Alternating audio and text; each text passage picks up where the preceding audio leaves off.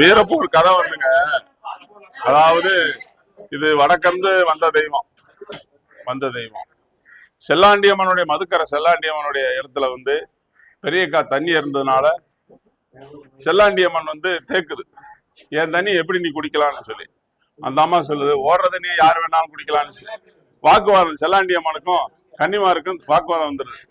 அந்த இடத்துல இருந்து யாரு பெரியவங்கன்னு சொல்லி ஒரு கரகத்தை தண்ணியில் விடலாம்.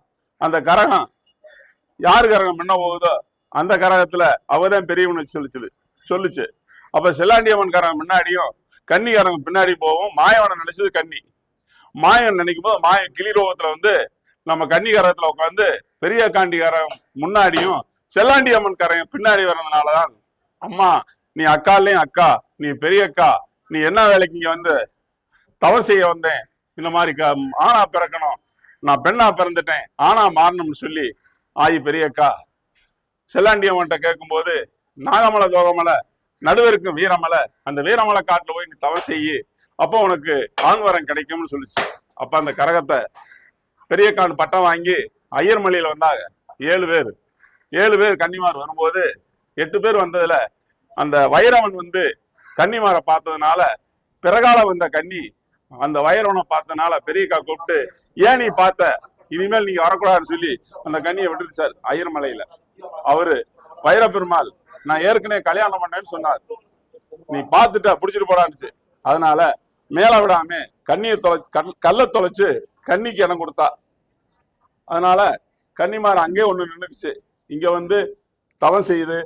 இந்த கன்னிமார் ஆண் பாதி பெண் பாதி அவர் நேரம் தங்கா குரலை கேட்டு அவர் தனிவழி இறங்கி பட்டம் படுகளத்துல இருக்கிற மாண்டு மடிஞ்ச அன்னமார்களை தவம் செய்து சித்தர்கள் அந்த ஆதிசிவன் பிரம்மா கிருஷ்ணன் 3 பேர் ஏமா இந்த தவம் அருந்தவன் செய்யறேன்னு கேட்கும்போது, எங்க அண்ணமார்கள் எப்படி செத்தாங்கிறது எனக்கு தெரிஞ்சாகணும்னு கேட்டுச்சு. அப்படியா, செத்தவளை நம்ம பழைக்க வைக்க முடியாது அப்படின்னு சொன்னேன். முடியாது, நான் தவத்துல பெரியவன், சிவன் வந்துட்டீங்க, கிருஷ்ணன் வந்துட்டீங்க, பிரம்மா வந்துட்டார், எங்க அண்ணமாரை எழுப்பி விடணும்னு சொல்லிச்சு.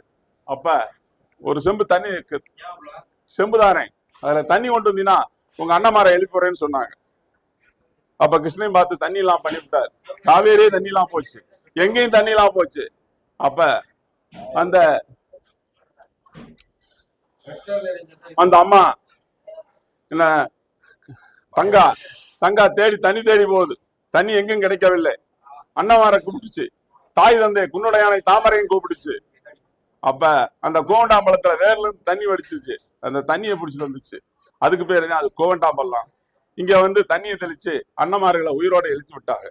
மாண்டவர்கள் மீண்டும் இருக்கக்கூடாதுன்னு சொல்லி அவங்க விவரத்தை சொல்லி அவங்க மடிஞ்சதாக சரித்திரம் சொல்லுதுங்க ஐயா. பொன்னர் சங்கர், அத்தபில்லத்தான், வையமலை சாம்புகன், வீரமலை சாம்புகன், மற்ற மகாமுடி, இந்த தெய்வங்கள்லாம் அருளோடும் பொருளோடும் நிறைய மக்களை இழுத்து மக்களுக்கு நல்ல அருளையும் பொருளையும் கொடுத்து பேரும் புகழோட வாழ்ந்துகிட்டு இருக்குங்க. என் பேர் பிச்சமுத்துங்க ஐயா. வேடச்சுண்டூர் தாலுகா வெள்ளையகொண்டனூர்ல இருக்கணுங்க ஐயா. 18 சித்திரன் சிவன் கோயில் இருக்கணுங்க ஐயா. நன்றியா.